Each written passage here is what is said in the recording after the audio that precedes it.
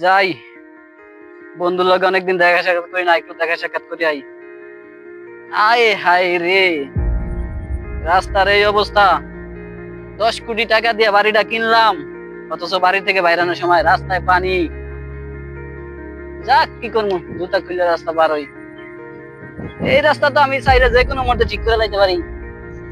মাত্র 50,000 টাকা লাগবো, এটা কি আমার কাছে ব্যাপার? ওরে বাবারে, আমি তো বলিয়া যাইতাম। আমার মতো মানুষের কি এই রাস্তা দিয়ে চলাফেরা করার কথা? যাক, আমি ঠিক করলে তো সবাই আমার ঠিক করার টাকা দিয়ে এই রাস্তাটা ব্যবহার করব।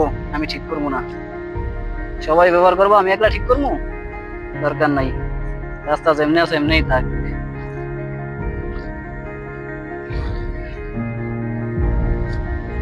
আমরা বাঙালি, আমাকে মন মানসিকতা অনেক ভালো। আমি ঠিক করলে এলাকার সবাই ব্যবহার করব?